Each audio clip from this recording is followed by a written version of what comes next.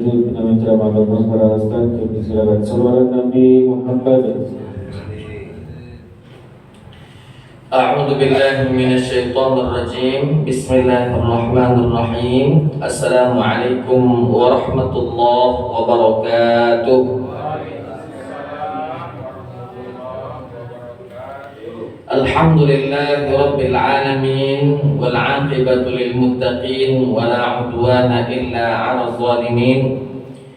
Ashhadu an la ilaha illallah wahdahu la syarika lah wa ashhadu anna sayyidana Muhammadan 'abduhu wa rasuluhu la nabiyya ba'dah. Subhanaka la 'ilma lana illa ma 'allamtana innaka antal 'alimul hakim. Qala rabbi shrah li sadri wa yassir li amri wahlul 'uqdatam min lisani yafqahu qawli. Rabbi ati nafsi hudaha wa zakkiha anta khairu man zakkaha anta waliyuha wa maulaha summa amma ba'du. Ma'asyiral hadirin jamaah salat subuh Masjid At-Tahirin yang dimuliakan oleh Allah Subhanahu wa taala. Syukur alhamdulillah di subuh hari Kamis ini kembali kita dipertemukan oleh Allah Subhanahu wa taala dalam kondisi sehat walafiat. Salawat beriringkan salam semoga selalu tercurahkan kepada junjungan kita baginda Nabi besar Muhammad sallallahu alaihi wasallam. Bapak Ibu hadirin wal hadirat yang dimuliakan oleh Allah Subhanahu wa taala, pada pekan yang lalu kita akhiri kajian tafsir kita di surat An-Nisa ayat 39. Maka di subuh hari ini insyaallah kembali kita akan melanjutkan kajian tafsir kita di surat An-Nisa ayat 40, An-Nisa ayat 41 dan 42. Kalau memang memungkinkan waktu kita sampai An-Nisa ayat 43. Sebelum kita mencoba mengkaji, mentafsirkan ayat-ayat tersebut, alangkah baiknya jika kita baca terlebih dahulu ayat-ayat yang akan kita tafsirkan. A'udzu billahi minasy syaithanir rajim. Bismillahirrahmanirrahim. Inna Allah la yadhlimu mithqala dzarratin wa in taku hasanatan yudha'ifha wa in taku hasanatan yudha'ifha wa yu'ti min ladunhu ajran 'azima. فكيف إذا جئنا من كل أمة بشهيد وجئنا بك على هؤلاء شهيدا يومئذ يود الذين كفروا وعصوا الرسول لو تسوى بهم الأرض ولا يكتمون الله حديثا. يا أيها الذين آمنوا لا تقربوا الصلاة وأنتم سكارى حتى تعلموا ما تقولون ولا جنبا إلا عابري سبيل حتى تغتسلوا وإن كنتم مرضى أو على سفر أو جاء أحد منكم من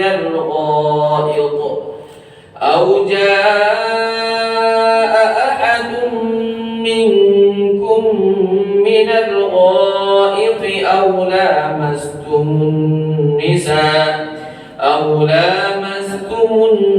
النساء فلم تجدوا ماء فتيمموا صعيدا طيبا famsahu biwujuhikum wa aydikum innallaha kana 'afuwan ghafura.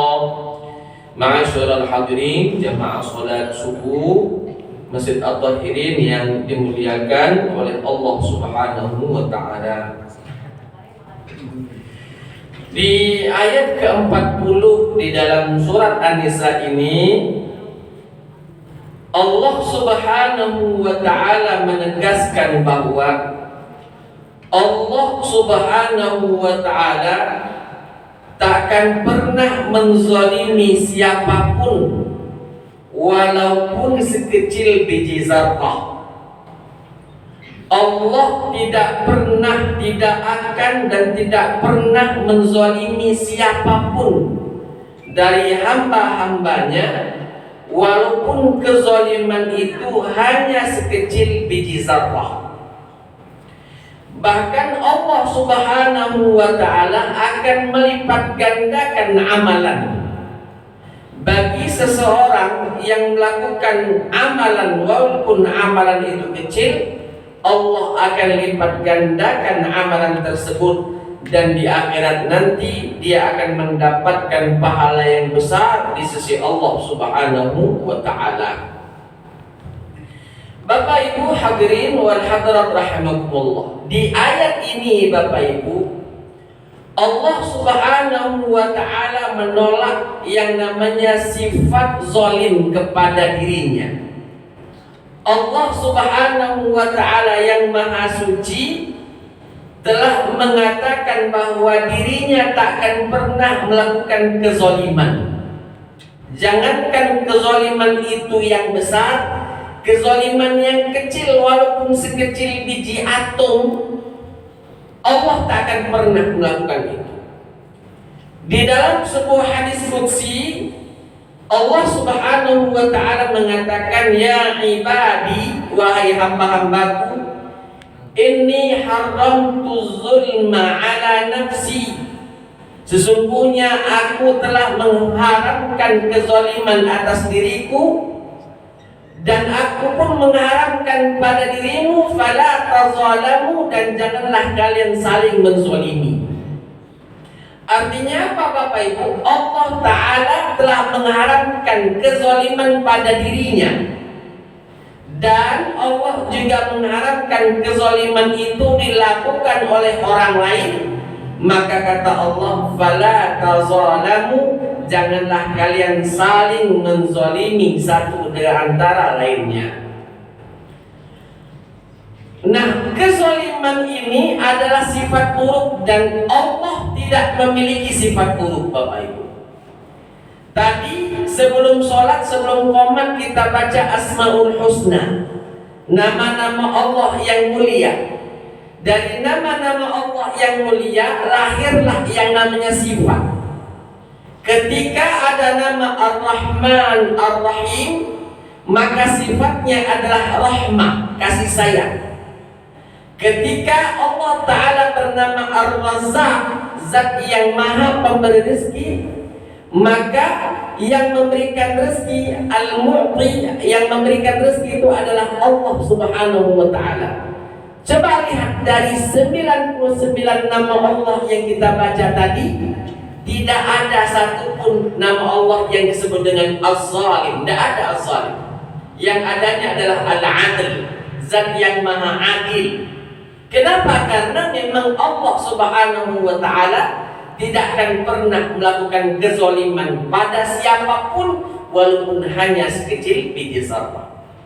Maksudnya adalah ketika kita melakukan amalan besar kecilnya, dan ketika kita melakukan dosa besar kecilnya, pasti amalan dan dosa itu akan diberikan oleh Allah Subhanahu wa Ta'ala kepada kita.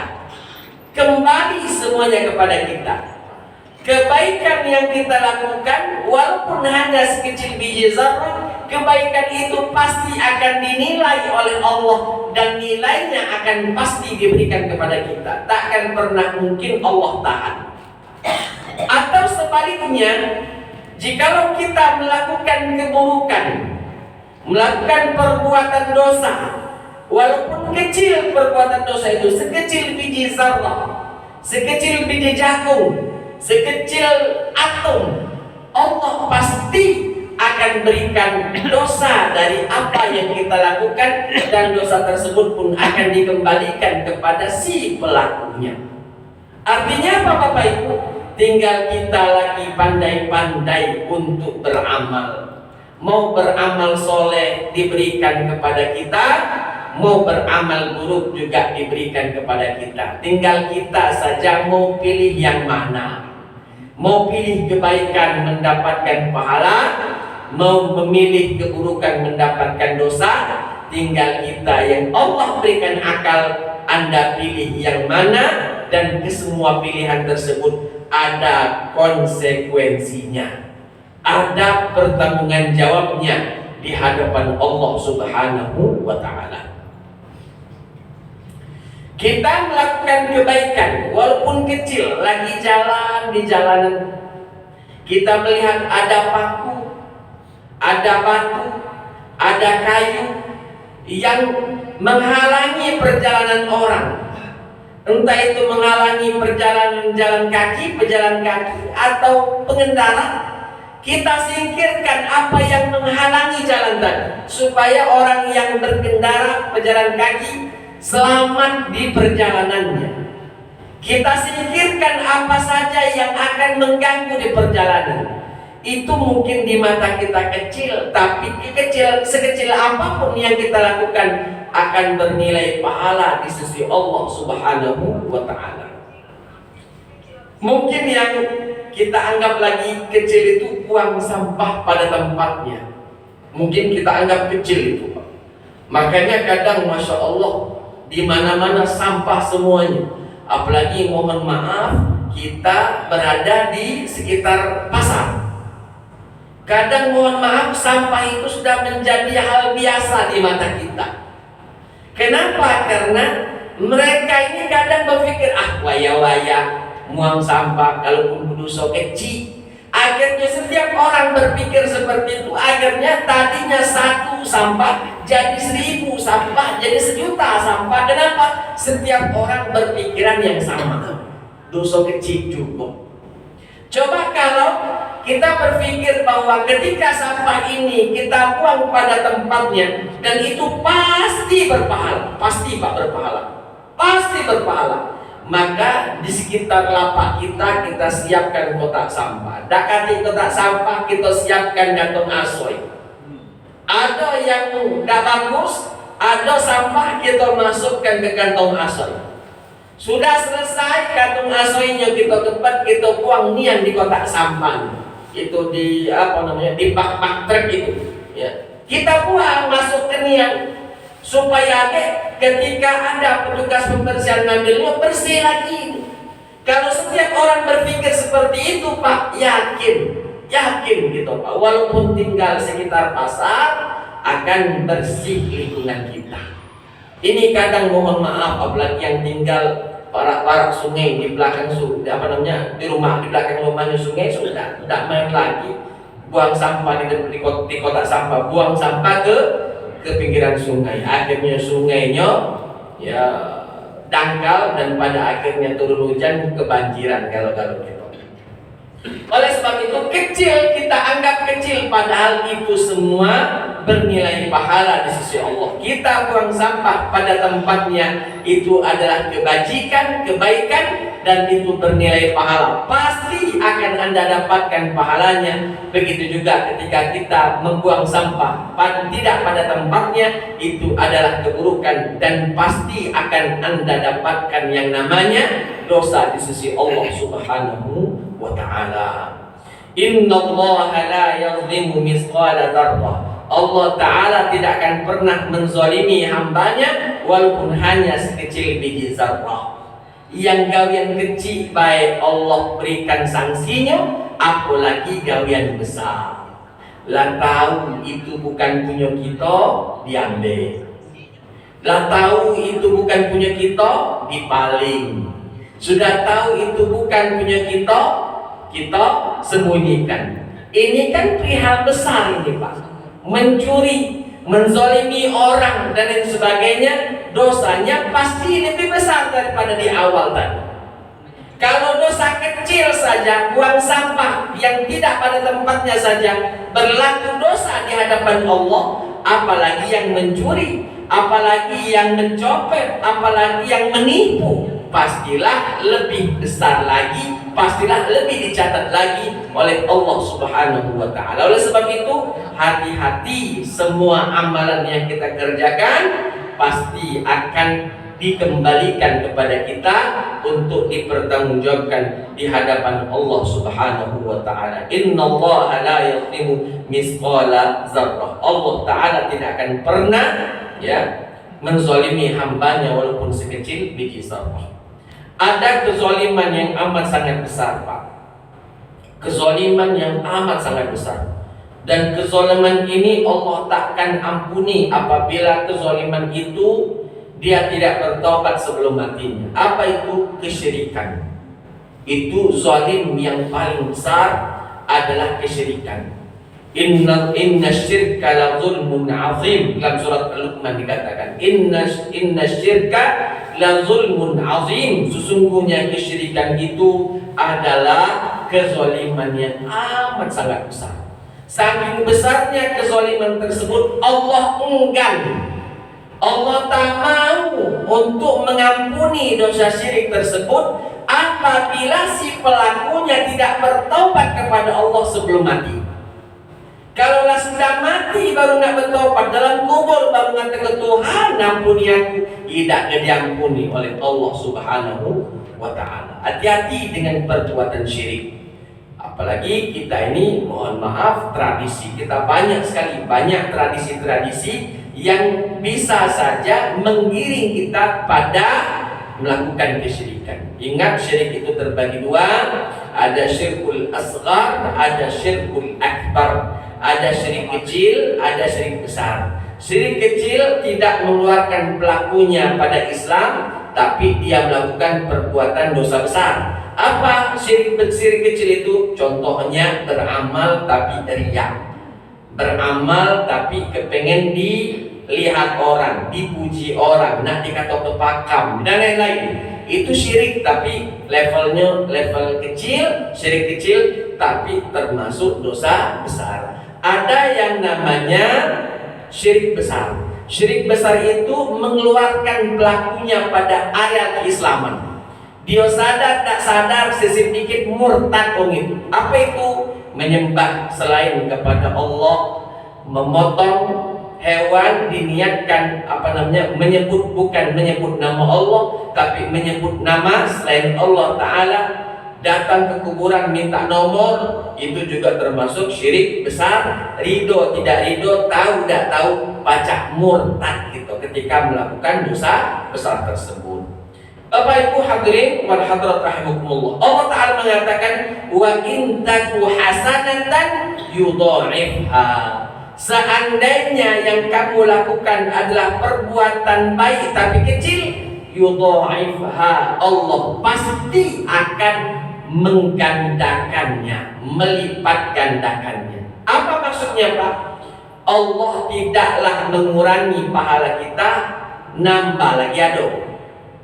Kenapa? Karena di ayat ini Allah tak akan menzalimi amalan seorang hamba walaupun sekecil biji zarrah. Kalau dia beramal soleh sekecil biji zarrah, Allah akan balas, bukan dikurangi, dilipat ganda. Karena dia ada. Contoh ya. Di dalam sebuah hadis Nabi, Rasul sallallahu alaihi wasallam menceritakan bahwa Allah Ta'ala akan melipat gandakan semua amalan baik yang dilakukan oleh seorang hamba kepada Allah Ta'ala ya. Al-hasanatu bi'ashri amthaliha. Satu kebaikan dilipat gandakan oleh Allah menjadi 10 kebaikan. Ila sab'i mi'ati dhi'fin, kata Nabi, sampai 700 lipatan ganda. Kalau kita melakukan kebajikan, minimal dikasih 10 kali lipat. Ila sab'i mi'ati dhi'fin, sampai 700 kali lipat dilipat gandakan oleh Allah Subhanahu wa ta'ala. Jadi bukannya mengurangi pahala kita, nambah ke pahala kita pun ada Tuhan itu. Ya. Menambahkan pahala kita lagi ada. Dan bukti Allah Subhanahu wa Ta'ala sayang kepada kita, yang dilipat gandakan itu yang perbuatan baik saja, amal soleh saja yang dilipat gandakan. Adapun amalan buruk tidak dilipat gandakan oleh Allah. Ini bukti sayang Allah kepada kita. Kalau kita melakukan kebaikan dilipat gandakan, tapi kalau kita melakukan keburukan, semua itulah yang kita dapatkan. Ya, semua itulah yang kita dapatkan. Inilah yang namanya lemah di diri dan lemah di orang itu ini. Tapi Allah merelakan itu. Kalau kita melakukan kebaikan, satu kebaikan kata Allah unjuk kau 10 kebaikan, bahkan sampai 700 kali lipat kebaikan. Padahal cuma satu kebaikan. Kalau satu keburukan yang kita lakukan tidak dilipat gandakan, itulah yang kamu tanggung jawab di hadapan Allah Subhanahu wa Ta'ala. Apalagi kurangnya Pak, Allah itu maha sayang dengan kita. Kalau seandainya satu dibayar satu, semuanya baik dibayar baik, satu dibayar satu, buruk satu dibayar satu, sedikit Pak, di hari penimbangan yaumul mizan banyaklah buruknya dibanding baiknya. Kenapa? Karena satu dibayar satu. Tapi karena Allah sayang dengan kita, Allah menginginkan kebaikan kepada kita. Kalau keburukan satu dibayar dengan satu, kalau kebaikan satu dibayar dengan 10 minimal, 10 minimal, sampai 700 kali Allah lipat gandakan. Jadi kalau satu perbuatan buruk, satu perbuatan baik, sudah tentu banyaklah atau beratlah satu perbuatan baik. Kenapa? Karena akan dilipat gandakan oleh Allah. Satu ini menjadi 10. Jadi 10 banding 1. Mana lebih berat? Pasti beratlah 10 dibandingkan 1. Apalagi kalau Allah Ta'ala melipat gandakan sampai 700 kali lipat. Tak lawan yang satu tadi. Ini saking inginnya Allah melihat kita baik. Tinggal kita lagi Pak. Galak tak kita beramal soleh. Jangan-jangan kita galak beramal soleh tapi niat kita salah pun. Beramal soleh niat salah, termasuk pahala tidak. Amal soleh niat salah. Contoh Pak, sedekah. Amal soleh, tapi niatnya salah. Dia niat bersedekah untuk dipuji. Nah, dikata kepakam, ini tidak bagus. Jadi amal soleh ketika dilakukan dengan niat salah, maka tidak berfaedah amal soleh tadi. Ya. Jadi jangan sampai kita berbuat buruk lah ceto dosa, kita berbuat baik belum tentu jadi pahala. Nah, ini rugi gitu Pak. Oleh sebab itu Allah Ta'ala mengatakan wa in taku hasanatan yudha'ifha. Seandainya kalian melakukan satu kebajikan, pasti Allah akan melipat gandakan kebajikan tersebut. Dalam sebuah hadis menjadi 10 kebajikan, bahkan sampai 700 kebajikan Allah lipat gandakan. Wa yu'ti min ladunhu ajran 'azima.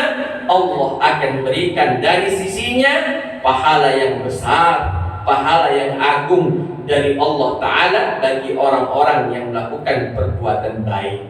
Bagi mereka yang melakukan perbuatan bagus, Allah akan berikan pahala yang besar di sisinya di akhirat nanti. Bapak Ibu hadirin wal hadirat rahimakumullah, maka jangan pernah kita malah berbuat baik. Jangan pernah kita bosan melakukan perbuatan baik. Kadang Pak, setan ini pintar datang kepada kita. Jadilah kau berbuat baik sama dia terus. Jadilah, dapat. Jangan diikuti. Kalau memang kita bisa melakukan perbuatan baik, walaupun hanya itu terus gawikan. Karena perbuatan baik akan mendapatkan pahala. Karena setan akan datang kepada kita Pak, mengganggu amal soleh kita. Selalu dibisik-bisik, jadilah kau berbuat baik sama dia. Kau cukup jadilah labainian sama dia. Jadilah. Cari wong puluh, cari wong lain lagi. Pak, nyari wong lain tidak mudah-mudah. Yang ini yang sudah jelas kita berikan dia bantuan bermanfaat, alhamdulillah bantuan kita. Kalau bisa dilanjutkan, lanjutkan. Jangan pernah kita dengar omongan setan, jadilah dosa anak dia terus, cari yang lain. Ya. Itu salah satu bisikan dari setan. Kenapa? Dia setan tersebut menyetop kita agar supaya kita tidak mau lagi melakukan kebaikan dengan orang tersebut. Maka jangan pernah bosan melakukan kebaikan. Itu apa datang ke pengajian Ustaz Adi, itu lain kita jingok. Nyari masjid lain kan? Betul Pak, kalau kamu nyari niat ke masjid lain, bertemu nih dengan Ustaz lain, alhamdulillah. Tapi biasanya pikiran nyari masjid lain, tidak dapat Pak ke masjid lain tuh. Karena memang dari rumahnya ke masjid lain jauh, dari rumahnya ke masjid Al-Tahirin Pak. Karena itulah setan kadang-kadang membisikkan, gak usahlah kamu ke masjid Al-Tahirin, ada Ustaz Adi, setiap subuh Kamis Ustaz Adi, cari di masjid lain deh. Lemah kalau memang dia pergi keluar dari rumahnya nyari ke masjid lain, ke masjid Agung misalnya. Ketemu dengan kiai-kiai besar Masjid Agung, oke lah, alhamdulillah. Tidak ke sini, ke tempat lain. Tapi kadang setan ini awalnya mesti gak ada usaha ke Masjid Al-Tahirin, bertemu sekali, ujungnya tidak sholat subuh. Kalaupun dia sholat subuh di rumah, ngapa tak galak ke masjid bertemu Ustaz Adi. Makanya hati-hati dengan bisikan setan. Jangan pernah malak untuk melakukan perbuatan baik, karena pasti Allah akan lipat gandakan perbuatan baik tersebut di sisi Allah. Allah akan berikan ajran azimah, pahala yang besar di sisi Allah Subhanahu wa taala. Contoh lain Pak, contoh lain. Di masjid tersebut Pak, bisa dibilang bacaan kita lah yang paling bagus, bacaan Al-Qur'an. Lalu setan mesej ke, gak usah nak datang lebih awal, pasti kau yang ditunjuk jadi imam. Gak usah datang lebih awal, pasti kau ditunjuk jadi imam. Ujungnya Pak, baiklah, tunggu komat baru aku pergi, supaya tidak ditunjuk jadi imam. Ini termasuk bisikan setan. Kalau memang kita yang bagus di masjid itu bacaan Al-Quran, kita tidak datang jadi imam, bisa jadi semasjid anget dasar sembahyang, bisa jadi itu Pak.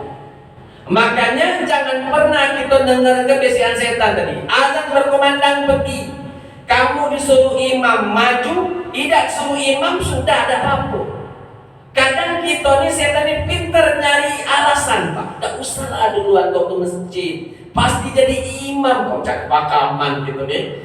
Cak kepakaman ni, cak uji kita dewean yang baca apa namanya ngaji, yang lain dah baca ngaji lagi. Maka datanglah duluan ke masjid. Apalagi sholat subuh. Kasihan kalau tidak sholat 2 rakaat sebelum subuh, padahal pahalanya besar. Khairum minad dunya wa ma fiha. Pahalanya lebih besar daripada dunia dan seisinya, lebih bagus daripada dunia dan seisinya. Itu 2 rakaat sebelum subuh, sunnah lagi mah itu. Apalagi sholat wajibnya, sholat subuhnya. Oleh sebab itu sudah ya, jangan sampai dengarkan setan, karena pasti setan itu akan menggoda kita, menghalang-halangi kita untuk mendapatkan pahala yang besar di sisi Allah Subhanahu wa taala. Hujan rintik-rintik, kan sudah mulai musim hujan ini Pak. Hujan rintik-rintik, muka rumah air hujan. Kata setan, sudahlah di rumah baik, ini kan hujan. Padahal masih rintik-rintik Pak. Kalau latar resmian payulah. Ini masih rintik-rintik, berjalan cepat dikit tidak kebasah badan ini, karena masih rintik-rintik. Kata setan, sudahlah berhentilah. Ini kan hujan, lagi kau sakit, lagi ini, lagi itu. Ini setan Pak berbisik di telinga kita. Aman kita pacak nengok setan tu, kalau lemaknya kekeknya Pak. Aman kita pacak nengoknya. Masalahnya tak dijengok di setan itu. Setan itu dari hawa nafsu kita, mesej ke kita. Ujung-ujungnya kita berperang, pergi ke masjid, ke masjid. Ada, ya usahlah. Aku kan tadilah sudah sholat subuh, zuhur di rumah wae. Nah ini gara-gara setan membisikkan sesuatu hal buruk kepada kita. Masuk kita pada ayat selanjutnya di ayat 41 Pak, di surat An-Nisa. Allah Ta'ala mengatakan, فَكَيْفَ إِذَا جِئْنَا مِنْ كُلِّ أُمَّةٍ بِشَهِيدٍ. Kata Allah Ta'ala, bagaimana jikalau kami datangkan, setiap umat itu ada saksinya. Setiap umat ada saksinya. Siapa saksi dari umat tersebut? Para nabi-nabinya, para rasul yang Allah utuskan di tengah umat tersebut menjadi saksi untuk umatnya. Kita umat Nabi Muhammad sallallahu alaihi wasallam, nanti Nabi Muhammad yang akan menjadi saksi untuk kita. Tinggal kita melakukan kebaikankah Nabi Muhammad bersaksi untuk kita, atau melakukan keburukan Nabi Muhammad juga bersaksi kepada kita. Setiap nabi akan didatangkan untuk menjadi saksi kepada umatnya, untuk umatnya. Apa maksudnya, Pak? Karena banyak orang-orang yang mengatakan begini, Nabi tidak pernah datang ke kami. Nabi itu lahirnya kapan, kami lahirnya kapan. Nabi itu meninggalnya kapan, kami lahir kapan. Nabi itu tidak pernah kami bertemu. Tidak pernah Nabi itu ajarkan ke kami ajaran-ajarannya, tidak pernah. Di hadapan Allah kita ditanya, ngapo kau tidak sembahyang? Kami tidak pernah diajar ke Nabi kami sembahyang. Tidak pernah. Kau umat siapa? Umat Muhammad. Panggil Muhammad. Adonian Muhammad, kau tidak pernah ngajar ke sembahyang semua ini. Siapa Tuhan? Si Fulan memang tidak pernah aku ajar kau di sembahyang, tapi aku ngajarkannya kepada sahabat, sahabat ngajar ke tabiin, tabiin ngajar ke tabiin, ngajar ke kiainya, kiainya ngajar ke ustadznya, ustadznya ngajar ke dia. Lah sama baik. Jadi tidak bisa, Pak, kita mengelak di hadapan Allah Subhanahu wa Ta'ala. Semua kita ketika nanti kita berkeluh kesah di hadapan Allah, didatangkan Nabi yang diutuskan kepada kita menjadi saksi. Adonia napida, kau pernah tak mengajarkan umatmu tentang ini? Kata Nabi, pernah Tuhan. Kau pernah tak nyampaikan kepada umatmu bahwa perihal ini haram? Pernah Tuhan. Ngapo itu ngomong tak pernah? Ya, siapa yang salah?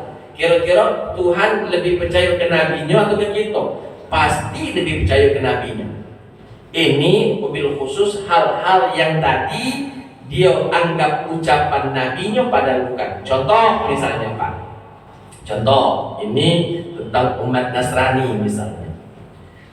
Mereka meyakini bahwa Nabi Isa itu adalah anak Tuhan. Bahkan yang lebih ekstrim lagi, mereka meyakini Isa itulah Tuhan. Nanti dihadapkan kepada Allah, ngapo kau tak nyembah aku, malah nyembah Isa? Nah, Isa dewek minta disembah. Ngapo kau ngaku Isa itu anak Tuhan, padahal aku tak kata anak kata Tuhan. Isa dewek ngomong aku anak Tuhan. Panggil Isa, panggil Isa, dipanggil Isa. Adonian, ngapo kau nyuruh uang untuk nyembah kau, tidak nyembahku? Kata Isa, tak ngerti Tuhan. Tak ngerti. Aku nyuruh nyembah kau semata, satu-satunya sembahan hanya kepadamu.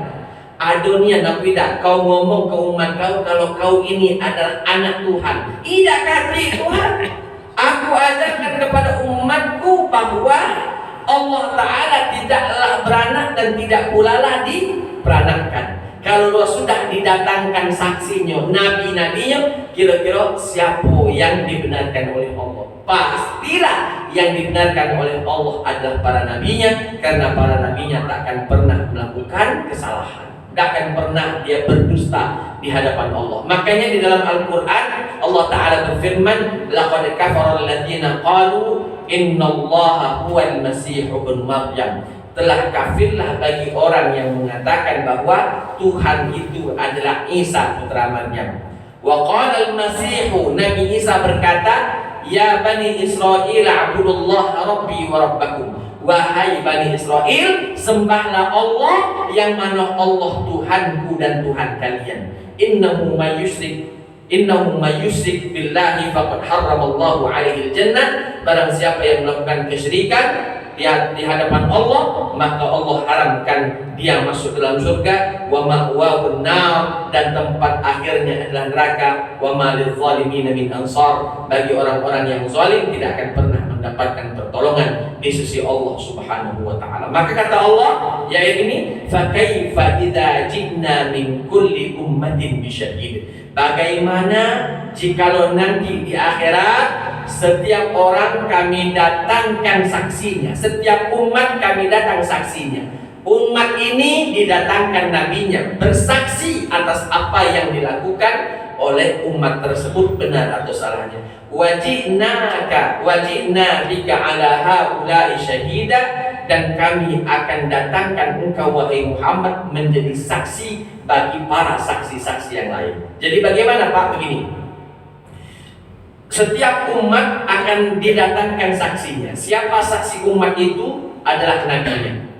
Dan setiap nabi ini, benar salahnya ucapan nabi ini pun akan ada saksinya. Siapa? Nabi Muhammad yang akan menjadi saksi para nabi. Contoh, kata Nabi Isa, "Tak pernah Tuhan aku mengajarkan mereka ini untuk nyembah kepadaku. Tak pernah Tuhan aku nyuruh mereka untuk menganggap aku sebagai anakmu." Kata Tuhan, "Kau Isa ada saksi tak?" "Ada Tuhan." "Siapa?" "Muhammad." Panggil Muhammad. Jadi Nabi Muhammad intinya saksi. Setiap nabi kan dikonfrontir dengan umatnya. Dikonfrontir dengan umatnya. Nabi ini ngomong, "Tak pernah Tuhan." "Kau Nabi ada tak saksi?" "Ada." "Siapa?" "Muhammad." Nabi Nuh minta Nabi Muhammad jadi saksi untuk Nabi Nuh. Nabi Ibrahim minta saksi kepada Nabi Muhammad untuk Nabi Ibrahim. Nabi Daud minta saksi kepada Nabi Muhammad supaya jadi saksi untuk Nabi Daud. Nabi Isa pun demikian, minta saksi kepada Allah yaitu Nabi Muhammad supaya Nabi Muhammad tersaksi bahwa apa yang dikerjakan oleh Nabi Isa betul-betul sesuai dengan perintah Allah Ta'ala. Jadi setiap umat ada nabi-nabinya yang menjadi saksi, dan setiap saksi-saksi dari umat itu para nabi, Nabi Muhammad yang menjadi saksinya. Benar atau tidaknya para nabi tersebut para nabi tersebut melakukannya, maka Nabi Muhammad yang menjadi saksi bagi mereka semuanya. Bapak Ibu hadirin wal hadirat rahimakumullah. Ayat ini 41 ini ya, pernah satu ketika Nabi Muhammad SAW meminta sahabatnya untuk membacakan Al-Quran. Baca Al-Quran. Kata sahabat Nabi, "Ya Rasul, bagaimana aku membacakan Al-Quran padahal Al-Quran itu diturunkan untuk kamu, diturunkan untukmu?" Apa kata Nabi? "Aku senang sekali mendengarkan Al-Quran itu dibacakan untukku." Jadi Nabi Muhammad selain senang baca Quran, Nabi Muhammad juga senang dengar ke Al-Quran dibaca ke untuknya. Maka Nabi Muhammad nyuruh sahabatnya, "Baca Al-Quran, aku nak dengar." Dibacalah oleh sahabat Nabi. Sampai pada ayat ini Pak. Sampai pada ayat ini, fa kaifa idza ji'na min kulli ummatin bisyahid wa ji'na bika ala haula'i syahida. Sahabat Nabi yang membaca tadi berhenti, dengar ke Nabi ternangis-nangis, terseduh-seduh. Tangisan Nabi terseduh-seduh sambil Nabi mengatakan, "Hasbuk, hasbuk." Jadilah. Sampai situ baca. Nabi menangis. Kenapa? Ketika ditanya, "Ya Rasul, kenapa engkau menangis?" Kata Nabi SAW, "Bagaimana aku tidak menangis? Setiap umat nanti akan didatangkan nabinya menjadi saksi untuk umatnya, dan para nabi-nabi tersebut akulah yang akan menjadi saksi untuk mereka." Jadi intinya saksi adalah Nabi Muhammad SAW. Nabi nangis sambil terseduh-seduh ketika dibacakan ayat ini, fa kaifa idza ji'na min kulli ummatin bisyahid wa ji'na bika ala haula'i syahida. Pak, setiap kita pasti masuk ke mahkamah Allah. Alangkah tak lemahnya Pak, pas Nabi Muhammad jadi saksi kita, dan saksi itu memberatkan kita. Contoh, "Muhammad, apa kau pernah niat mengajarkan umat kau sembahyang subuh 3 rakaat?" Misal, lakukan bid'ah. "Pernah aku tidak Muhammad, kau ajarkan umatmu itu sembahyang subuh 3 rakaat?" Siapa Tuhan yang sembahyang subuh 3 rakaat? Si fulan. Disimohon, astagfirullah, itu umat aku. Lemah tak Pak kira? Pasti tidak lemah. Kita tuh beringinan ketika Nabi didatangkan ke kita menjadi saksi untuk kita, saksi yang baik. Oh Tuhan, dia umat aku yang bagus. Tuhan, dia umat aku yang cinta sama aku. Tuhan, dia umat aku walaupun tak pernah bertemu kami, tapi dia selalu nyebut nama aku. Nah itu yang kita inginkan, Pak. Jangan sampai Nabi didatangkan karena karena kelakuan salah kita. Pasti Nabi sedih, kita tambah sedih. Pasti Nabi sedih, Pak, ini umat aku. Karena Nabi Muhammad itu amat sangat menginginkan umatnya bagus ya Allah. Pas terbenci dipanggil Nabi Muhammad untuk bersaksi karena perbuatan buruk kita, pasti Nabi sedih. Ini nak diperatkan umat aku, tidak diperatkan memang cek itulah gawinya. Aduh Nabi tidak Muhammad, kau ajarkan orang itu untuk mabuk, beda kau ajarkan tentang minum khamar itu haram. Aduh Tuhan, aku lah unjuk tahu, bahkan ayat sudah ada. Tapi dasar pioba yang nak mabuk itulah gawi dia. Kan tidak lama Pak Nabi Muhammad memberikan kesaksian, tapi memberatkan kita. Kita sedih, Nabi Muhammad sedih. Jadi usahakan, pastikan insya Allah kalau Nabi Muhammad jadi saksi untuk kita, Nabi Muhammad tersenyum karena saksinya saksi bagus untuk kita. Dia nih Tuhan bagus, walaupun kami tidak bertemu dengan dia lahir kapan, aku mati kapan, tapi dia betul umat aku. Dia betul sebagai umat aku. Walaupun kami tidak pernah bertemu, tiap hari dia menyebut nama. Bagaimana caranya Pak? Menyebut nama Nabi, salawat kepada Nabi Sallallahu Alaihi Wasallam. Sallallahu Alaihi Wasallam. Selawat terus, baca 100, baca 1000, lebih dari 1000 kalikan. Ya. Karena sebenarnya Pak, angko itu 100.000 itu sebenarnya kalau aku menganggap itu bagi pemula Pak. Bagi pemula, karena di 100 ke 1000 ke bagi pemula, jangan kurang. Tapi bagi orang yang sudah tidak pemula lagi, mungkin tak hitung lagi selawatnya kepada Nabi, mungkin tak 1000, tak tahu berapa. Karena setiap dia tidak ngomong selawat, setiap dia tidak ngomong selawat, jadi kadang lebih. Nak 10.000, nak berapa ribu dia berselawat kepada. Jadi saya menginginkan bahwa jangan sampai Nabi nanti menjadi saksi bagi kita, tapi kesaksian buruk ya untuk kita. Nauzubillah. Usahakan ketika Nabi datang menjadi saksi kepada kita, Nabi Muhammad tersenyum karena kita melakukan perbuatan baik dan Nabi Muhammad membenarkan apa yang kita lakukan. Bapak Ibu hadirin wal hadirat rahimakumullah, saya kira itu saja dulu yang bisa saya sampaikan pada kesempatan kali ini. Kita coba buka sesi tanya jawab karena di luar sudah mulai terang. Walaupun baru jam 5.40 ya, karena memang tadi kita cepat subuhnya maju cepat, maka jadilah dulu kita coba buka sesi tanya jawab yang nak bertanya diatur. Silakan. Diatur Bapak Ibu tanya. Bismillah.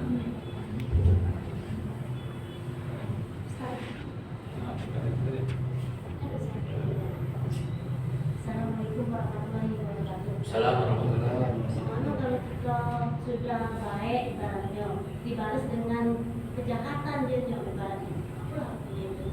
Baik, air susu dibalas dengan air tuba atau air pinjam. Kita sudah berbuat baik kepadanya. Dasar dia tidak tahu berterima kasih. Bukannya balas kebaikan, dia malah balas keburukan. Biarkan. Karena setiap orang bertanggung jawab atas apa yang dia lakukan. Kita telah melakukan kebaikan kepada orang tersebut, maka insya Allah yang kita dapatkan adalah kebaikan. Walaupun orang itu membayarnya dengan keburukan, orang itu akan bertanggung jawab atas keburukan yang dia lakukan kepada kita. Kita bertanggung jawab atas kebaikan yang kita lakukan kepada dirinya. Jadi kalau misalnya ada orang yang membalas kebaikan dengan keburukan, sudah tidak jadi masalah. Insya Allah pahalamu tetap tertulis di sisi Allah Subhanahu wa Ta'ala. Tinggal bagaimana lagi Anda ingin melanjutkan kebaikan itu kepada orang tersebut atau tidak, itu urusanmu. Kalau Nabi Shallallahu Alaihi Wasallam selalu dilanjutkan perbuatan baik walaupun orang lain berbuat buruk padanya. Karena kita tidak tahu, mungkin saja Allah nanti berikan hidayah besok atau lusa kepada orang yang melakukan keburukan kepada kita. Kan sudah pernah saya ceritakan dulu di zaman Nabi ada seorang pemuda, dia tahu persis jalan-jalan, ya, lorong-lorong yang di jalan yang dilewati oleh Nabi ketika hendak berangkat ke Ka'bah. Dia selalu mengganggu perjalanan Nabi. Bisa melempari dengan kotoran onta, bisa meludainya dan lain sebagainya. Tapi Nabi tetap jalan setelah kamu. Karena yang aku tanggung jawab atas apa yang aku gawekan, kau tanggung jawab atas apa yang kau gawekan. Tiba di satu hari Nabi Muhammad melewati jalan dan lorong tersebut, dak kati yang ganggu. Nabi Muhammad ngomong, mana budak tadi ya? Budak kemarin mana? Ditanya kiri kanan, oh budak itu lagi sakit. Didatangi oleh Nabi Sallallahu Alaihi Wasallam, dikunjungi. Orang tersebut Pak ketika melihat Nabi Muhammad datang terkejut, aku dan sakit dia datang. Nabi Sallallahu Alaihi Wasallam mendatangi orang tersebut. Orang tersebut terharu karena belum ada yang menyingoknya kecuali Nabi Muhammad. Padahal Nabi Muhammad ini orang yang selalu dia sakiti di perjalanannya. Apa Nabi Muhammad mengajak? Sudahlah, Islamlah. Maka pemuda tadi melihat ke bapaknya ngaku, artinya bapaknya setuju kalau anaknya tadi Islam. Maka dia bersyahadat tiada Tuhan kecuali Allah dan Nabi Muhammad utusan Allah Ta'ala. Tak lama mati pemuda tadi, mati dalam kondisi Islam. Jadi jangan pernah kita berhenti berbuat baik walaupun dia membalasnya dengan hal yang tak baik. Sudah tak apa-apa, karena yang perbuatan tak baik itu ke kita, dia yang tanggung jawab, bukan kita. Kita hanya bertanggung jawab atas apa yang kita gawikan, dan ketika kita melakukan yang baik-baik, maka yang kita tanggung jawab yang baik-baik pula. Ya, silakan.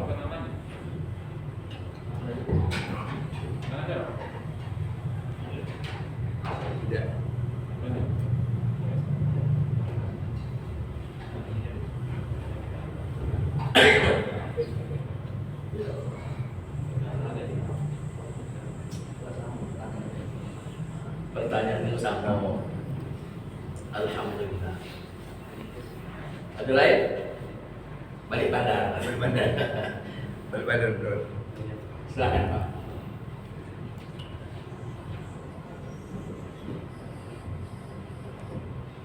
Assalamualaikum warahmatullahi wabarakatuh. Assalamualaikum. Ustaz, mungkin perlu disampaikan keutamaan salawat selain mungkin ayatnya kami tahu hanya inna Allah wa malaikatahu yusholluna mungkin ada ayat lain yang di Al-Quran yang menyarankan kepada kita untuk bersalawat kepada Nabi. Mungkin tambah-tambah hadis. Terima kasih. Assalamualaikum. Salawat kepada Nabi tadi sudah disinggung ayatnya bahwa bukan hanya kita yang bersalawat kepada Nabi, Allah dan para malaikatnya pun bersalawat kepada Nabi. Innallaha wa malaikatahu yusholluna 'alan nabi. Sesungguhnya Allah dan para malaikatnya berselawat kepada Nabi. Baru Allah Ta'ala perintahkan, ya ayyuhalladzina amanu shollu 'alaihi wa sallimu taslima. Hai orang-orang yang beriman, berselawatlah kepadanya Nabi Muhammad SAW dengan selawat kepadanya. Nah, perintah selawat ini langsung dari Allah Ta'ala. Bahkan Allah mencontohkan untuk berselawat kepada Nabi SAW. Lalu apa keutamaan selawat tersebut? Pertama, keutamaan selawat di dalam hadis Nabi Rasul SAW mengatakan, man shalla alayya sholatan wahidah sallallahu alaihi biha asyra. Barang siapa yang berselawat kepadaku satu kali, kata Nabi, maka Allah Ta'ala akan berselawat kepadanya 10 kali. Selawat Allah kepada kita maksudnya adalah kasih sayang yang Allah berikan kepada kita 10 kali. Satu kali selawat, Allah berselawat kepada kita 10 kali. Ya. Belum lagi bukti cinta kita kepada Nabi adalah memperbanyak menyebutnya. Dan orang yang mencintai Nabi masuk surga. Ini utamaan juga. Nabi mengatakan anta ma'aman ahab, Anda akan masuk ya kepada Anda akan bersama orang yang kau cintai. Kalau yang kau cintai masuk surga, masuk surga. Kalau yang kau cintai masuk neraka, masuk neraka. Kenapa demikian, Pak? Karena orang yang dicintai itu biasanya dituruti. Orang yang dicintai biasanya dituruti. Makanya kemana orang yang dicintai, disitulah orang yang mencintai itu akan bersama orang yang mencintainya. Karena dalam pepatah Arab mengatakan innal muhibba liman yuhibbu muti'u. Sesungguhnya orang yang mencintai pastilah akan mentaati orang yang dicintainya. Ya, akan ditaati orang yang dicintainya. Apapun perintah orang yang dicintai, pasti orang yang mencintai tadi akan menurutinya. Maka kalau memang kita cinta kepada Nabi Shallallahu Alaihi Wasallam, memperbanyak menyebut namanya. Di dalam Al-Quran Allah Ta'ala mengatakan Qul in kuntum tuhibbunallaha fattabi'uni yuhibbukumullah. Seandainya kamu betul-betul cinta kepada Allah, maka ikutilah aku, Allah akan mencintai kalian. Yuhibbukumullah artinya mencintai Nabi Sallallahu Alaihi Wasallam akan mendapatkan kecintaan Allah. Salah satu cara mencintai Nabi adalah mengikuti ajaran agama Nabi Sallallahu Alaihi Wasallam. Ya, belum lagi Pak ya selawat Nabi Sallallahu Alaihi Wasallam salah satu utamaannya insya Allah akan mempermudah seluruh urusan, ya. Maka lazimkanlah, mulazamahlah berselawat kepada Nabi Sallallahu Alaihi Wasallam. Ini sebagai saja Pak, cerita baik. Terus sampai kalau misalnya aku nak pergi kemana-mana, ceramah atau apa, ngejar waktu, macet depan, terlambat ini. Ini mujarab Pak, banyak-banyak selawat Nabi pas nyetir itu terbuka jalan, ada baik. Ini ku sampaikan ya. Mujarabnya Pak selawat Nabi. Jadi misalnya macet kita kalau melodi macet ini, terlambat aku datang. Sudah. Banyak-banyak selawat kepada Nabi ketika ini tadi. Ada jalan, tahu-tahu pit lewat misalnya polisi. Atau mobil apa? Pat itu lewat. Bunyi tahu-tahu depan gitu saya. Meloi baik. Kita dah kata niat meloi tapi sudah kita di belakangnya meloi cepat gitu. Ada memang Allah utus supaya mempercepat jalan kita. Dan ini insya Allah mujarab ya. Kalau kita misalnya terlambat nak cepat misalnya terus macet di jalan, kalau aku selawat Nabi Sallallahu Alaihi Wasallam, alhamdulillah setiap aku selawat Nabi tadi terbuka jalan. Alhamdulillah. Karena kalau lagi macet, kalau lagi hujan juga Pak, biasanya macet. Kita nak pergi kajian ini, kita masuk ke lorong-lorong kecil ke jalan tikus, kita anggap kosong, rupanya situ terkunci juga Pak. Biasanya kan macet-macet di jalan besar nih. Ya, sudah kita cari jalan tikus. Masuk jalan tikus, tak lama berjalan terkunci di situ. Kau inilah sudah maghrib. Ceramah pulau. Selawat terbuka. Insya Allah. Jadi salah satu keutamaan selawat adalah insya Allah Allah mudahkan urusan kita. Itu baru satu. Ya, itu baru satu. Jadi kalau kita selawat, insya Allah dimudahkan semua urusan kita. Ya, dimudahkan semua urusan kita. Dan keutamaan selawat lain adalah insya Allah barang siapa yang sering-sering berselawat kepada Nabi Sallallahu Alaihi Wasallam, Allah Subhanahu Wa Taala atau Nabi Sallallahu Alaihi Wasallam akan memberikan syafaat kepada orang yang berselawat kepadanya atas izin Allah Subhanahu Wa Taala. Karena orang yang sering-sering menyebut nama Nabi berarti dia cintanya dengan Nabi Pak. Cintanya dengan Nabi karena sering menyebut nama Nabi. Coba kalau kita mencintai seseorang, tak sudah-sudah kita sebut namanya. Dah sudah-sudah kita sebut namanya. Bahkan mungkin dalam tidur pun ngigau kita nyebut nama orang yang kita cintai tersebut. Wallahu ta'ala a'lam bishawab. Ada pertanyaan dari Facebook. Assalamualaikum, izin tanya Ustaz. Anak yang belum diakikah atau yang masih terjagal itu katanya tak bisa menolong atau mendoakan orang tuanya. Apakah itu benar? Di dalam sebuah hadis Nabi Rasul Sallallahu Alaihi Wasallam mengatakan bahwa lil ulami rahinatun bi'aqiqatihi. bagi seorang anak itu tergadai di sisi Allah sebelum dia bayarkan hewan akikahnya. Tusbahu yauma sabi'ihi, dipotongkan di hari ketujuhnya, wa tuhraqu ra'suhu, dicukur habis rambutnya, wa tusamma, lalu diberikan nama si cabang bayi tersebut.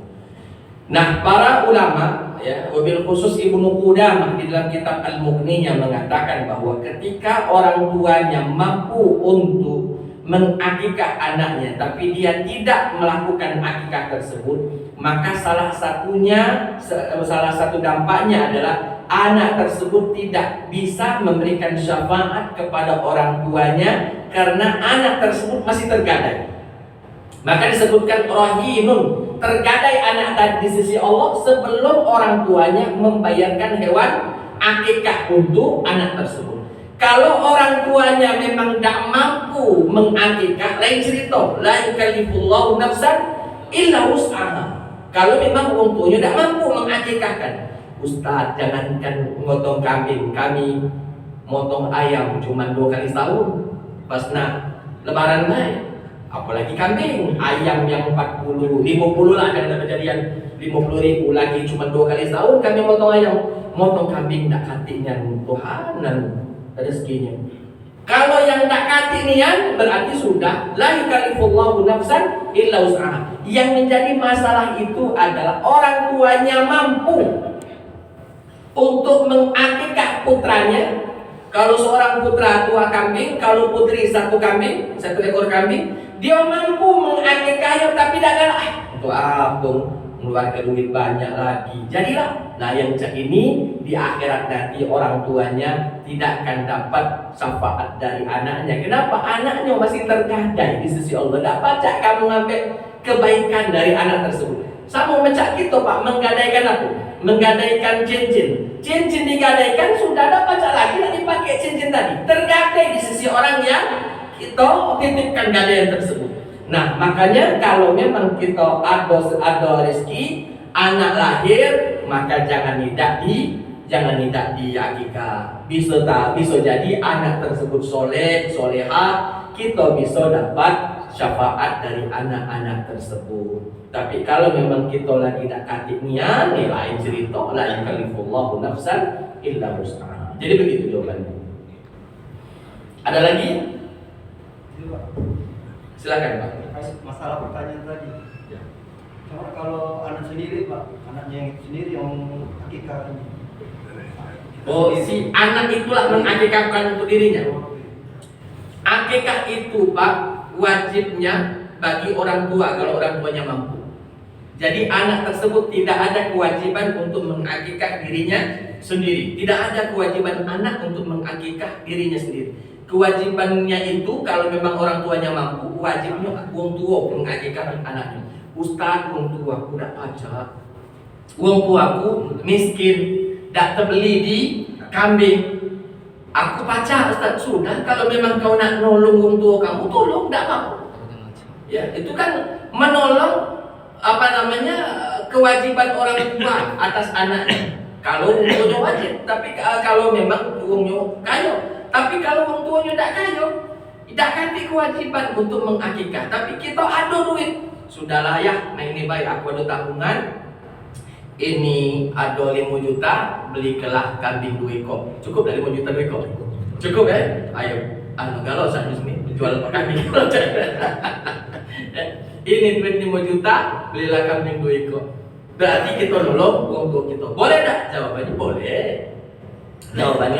Jawabannya boleh. Jadi kita boleh mengakikahkan diri sendiri, bukan kita mengakikahkan diri sendiri, kita membantu orang tua kita untuk melaksanakan tugasnya mengakikahkan anak-anaknya. Jadi boleh kalau memang kalau memang kita punya lapangan rezeki. Wallahu a'lam bishawab. Tapi kalau misalnya Ustaz, aku kaya, bapak aku tidak, tapi bapak aku tidak mengakikahkan aku juga tidak galak mengakikahkan diri aku dewek. Tidak apa-apa, karena kewajiban itu bukan diri kita, atas diri kita, tapi kewajiban orang tua kepada anak. Kalau orang tuanya mampu. Masih ada? Ibu di belakang? Oh, cukup. Nah, ini cukup tadi. Habis. Jadilah. Baik, kalau memang sudah cukup, sejenak Bapak Ibu, mari kita mengangkat tangan bermunajat kepada Allah Ta'ala. Mudah-mudahan apa yang kita niatkan Allah Subhanahu wa Ta'ala berkenan untuk mengijabah semua doa-doa kita. A'udzu billahi minasyaitonir rajim. Bismillahirrahmanirrahim. Alhamdulillahirabbil alamin wassalatu wassalamu ala asyrofil anbiya'i wal mursalin sayyidina wa maulana Muhammad wa ala alihi wa sahbihi ajma'in. Allahumma anta ya ghaffar, Allahumma ighfir lana dhunubana wa liwalidina warhamhum kama rabbawna shighara. Allahumma ij'al jam'ana hadha jam'an marhuma wa tafarruqana min ba'dihi tafarruqan ma'suma wa la taj'al fina wa la minna shaqiyyan wa la mahruma. Allahumma arina al-haqqa haqqan warzuqna ittiba'ah wa arina al-batila batila warzuqna ijtinabah ya rabbana ya rabbal alamin. Rabbana zalamna anfusana wa in lam taghfir lana wa tarhamna lanakunanna minal khasirin. Rabbana atina fid dunya hasanah wa fil akhirati hasanah wa qina adzaban nar. Wa sallallahu ala khairi khalqihi Muhammad wa ala alihi wa sahbihi ajma'in. Subhana rabbika rabbil izzati amma yasifun wa salamun alal mursalin walhamdulillahi rabbil alamin. Itu saja mungkin yang bisa saya sampaikan pada kesempatan kali ini. Mudah-mudahan ada manfaatnya bagi kita semuanya. Subhanakallahumma wa bihamdika asyhadu an la ilaha illa anta astaghfiruka wa atubu ilaik. Assalamualaikum warahmatullahi wabarakatuh.